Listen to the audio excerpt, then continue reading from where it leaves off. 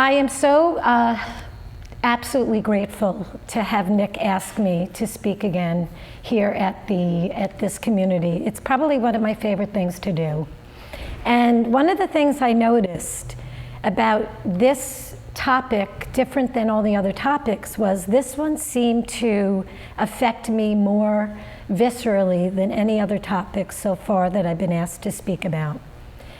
When Nick first, you had actually someone else that was going to speak, and he said, they canceled, can you speak? And I said, sure. And then he said, well, the topic is law. And I immediately wanted to like suck my yes back. And I watched in like a nanosecond myself go into this like reaction. And of course, most of my reactions like that have to do with my self-doubt. And of course I said, he didn't know it was happening. And then he went on to tell me what he meant by that, and I heard very little of that because I was already on the journey that I was meant to be on from that point to this point today. And I'd like to share with you what my research has informed me about the universal laws. So the first thing I want to say is my favorite topic is the universal laws of divine love and nature. I know it. It was in me from the time I was a child. I came into this earth and my family were the complete polar opposites. You know, I grew up in a family in Brooklyn that anything that moved that was furry, they would shoot with a BB gun, okay? And so I had this kinship with nature from day one that has grown and expanded. The first science that I was interested in were the social sciences. I went to school for sociology and psychology, and my interests grew because I was fascinated at collective consciousness. I'm articulating this now. I didn't know that then. My fascination with science has grown. The more I have explored what those universal principles mean to me in my own life, I have now become fascinated with the deeper sciences that prove mathematically in all those universal principles. I'd like to start with a quote. And close your eyes to listen to this because it's a very powerful quote. In the recesses of the heart, beyond the teachings of this world, calls a still small voice, singing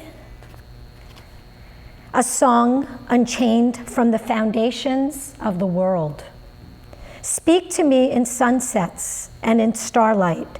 Speak to me in the eyes of a child, you who call me from a smile, my cosmic beloved. Tell me who I am and who I will always be. Help me to remember. The line that resonated with me is, help me to remember. Because like Joseph said, all of us teachers that come up here, teachers yourselves, we teach the same thing. But we have this addiction to forgetting. And never before in the history of the United States do we need to remember. Today, we have a bigger polarity between the man-made laws and how they govern us and the universal principles. Never before in the history of the United States is there a separation. Now, if most of you understand science, the bigger the separation, the bigger the gap,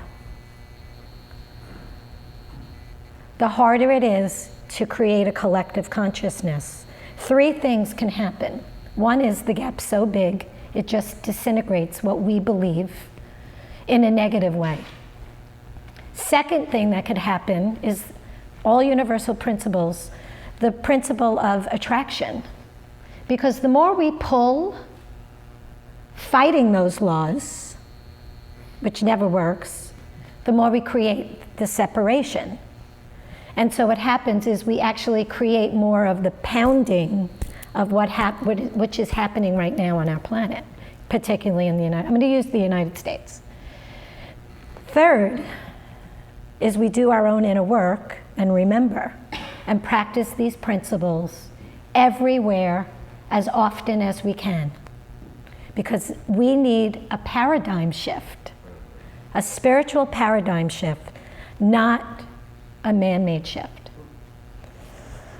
While I was researching, I read a lot about two subjects. One was man-made laws, and one of the things that I found about man-made laws is that there are so many that they don't even know how many there are. So how can we follow laws if we don't even know what they are? Right? A little confusing, a little chaotic. Second thing about man-made laws, two ways that they've been created. One is for a collective consciousness for safety. And it works in some areas, like traffic laws. Everybody in agreement with me? Traffic laws work, okay? Anyone driving in Sicily and Palermo? They don't listen to traffic laws. They go right through red lights all the time. A lot of accidents. Second way that laws have been created, man-made laws, is by a powerful elite. And powerful in our culture means one thing: money, economics, that created laws to lean in their personal needs. So we all understand man-made laws. For the first time in my life that I can remember, I actually was proud to be an American when same-sex marriage was approved by the Supreme Court. I was like, wonderful, and then 2 minutes later, of course, I was disappointed again.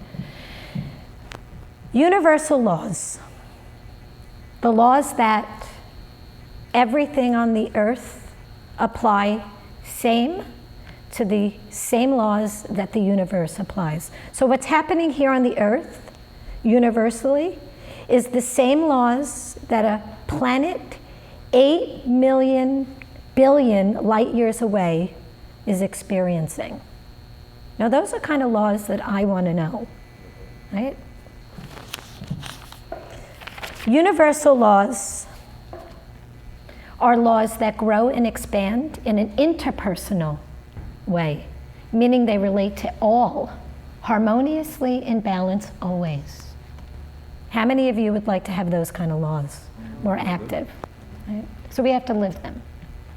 While I was reading and researching, fascinated, now I want to go back to school and become an astrophysicist.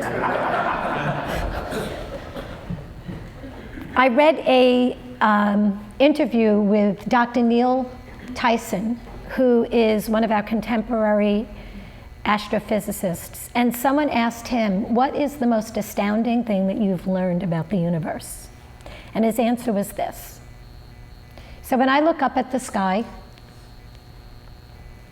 I see the universe, and I know I am a part of the universe, that I am in the universe, but more important than those two facts is that the universe is in me. So I want you to just breathe that in, because most of us don't live that. We've been taught to be small. He said, when I look up at the sky, most people look up and feel little and insignificant. I feel big and bountiful because those stars are what my atoms are made of. So I ask you, are you willing and ready to become disobedient to man-made laws that have been created as belief systems in you? Are you? Are you? You know, one of my favorite spiritual services are Baptists.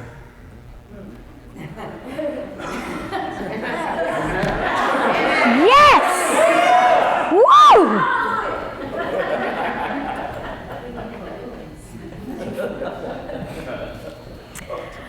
I recently went to see the movie Concussion. And I recommend anyone who's interested in having someone that they'd like to call a hero, person of the year, person of the lifetime. And what I loved, there was two things in the movie, and I don't know how accurate they were, but I looked online and read a lot about the doctor, and it seems like they were pretty accurate about his life. At one point when he was in despair, he kept going to people. First of all, this man lived truth. Universal laws are truthful laws. They always access truth. And that truth is we're all loving, all connected, harmonious beings. Always. That's truth. And he would not be influenced out of that truth, no matter what people did. And this was a very proud man. I mean, I think he had like 10 PhDs, along with being a medical doctor with 3 different specialties. He was brilliant, right? Maybe he was trying to overcompensate, right? But he would not let go of that truth. And he was in everyone's face. And the thing that he said to everyone was, tell the truth. Tell the truth. He didn't give bullshit stuff. He wanted the truth. And he held that. And he practiced that. And he believed it. At one point he said he was a God-loving person. And he said to his wife when he was in despair, here's heaven, and here's the United States. Pretty close, right? He was Nigerian. He said, I've always put it so high on a pedestal, and it got put down into what it is, right? In a flawed society. His truth has been heard, not when he might have wanted it. So some of the practices that our teachers that have come before us have practiced are why we have the liberations today, because they took those baby steps in saying, I'm going to live the truth. I'm going to be the truth now in this moment. In the early 1800s, a woman was born in a family at a time when women had no rights. Well, we were property. And she was born into a Quaker family, a progressive family, an educated family. So she was at that time involved, like rubbing shoulders with leading edge creators like yourselves. Quakerism, at the heart of Quakerism, which is a Christian faith, is this belief in inner light. And that the inner light is in everyone, and that inner light is God. And in your own sanctuary of your heart, God can speak to everyone, regardless of gender, race, economics, blah, blah, blah, blah, blah, the things that we're still fighting over. And that's what she was raised with. When she was ready to become an adult, a young adult, her parents said, so what is it going to be? You going to get married? Or are you going to be an old maid? Those were her 2 choices only. And she said, I was made from God. God is in me. And I serve God only. And she made a quantum leap, which is why I can stand up here today and speak.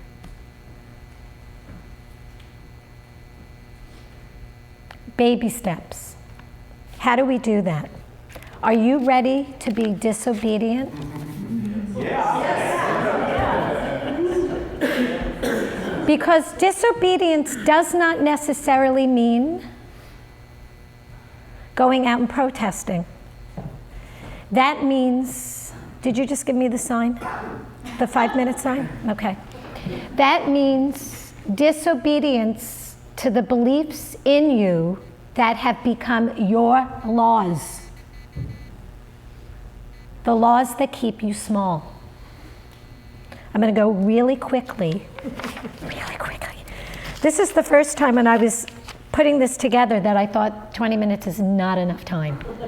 That I think it would be great for us to have more group consciousness around this subject, because I feel that passionate about it. The steps, quick steps to tapping in and practicing the universal bigness in me. First step is I have to stay awake. Stop going to sleep. And you all know what that looks like for you. I know what it looks like for me. Second step, acknowledge where you are. Acknowledge it. Because when you acknowledge something, it becomes even more powerfully present to where you can go. Accept where you are. Hardest one for us. Quick story, I'll say it really fast. I asked my husband for a Christmas present this year, and I said, please give me a picture of Kai and I together. I don't have enough pictures of him. And Christmas came, I didn't get the present, forgot about it. And like a week ago, he hands me a picture of my son and I look at it, and the first thing I see is a fat woman. Anybody relate? And I look at him, he looks at me and he said, I'm not responsible for how you look at that picture. I brought that picture home and I have it right in front of me. Because if I don't love her, regardless of whether it's true or not, that's what I see, then anyone that's overweight, I don't love you. Acceptance, not easy. A practice. The art of yoga, the art of union, communion, and I'll leave you, because then it allows you the next step. The next step. Aren't we ready for that? Yes. I leave you with a quote. She felt like doing her part to change the world, so she started by giving thanks for all the blessings in her life, rather than bemoaning all that was missing from it. Then she complimented her reflection in the mirror, instead of criticizing it as she usually did. Next, she walked into her neighborhood and offered her smile to everyone she passed, whether or not they offered it back. Each day she did these things, and soon they became habits, patterns. Each day she lived with more gratitude, acceptance, kindness, and humility. And sure enough, the world around her began to change. Because she had decided so, she was single-handedly doing her part to change it. Namaste.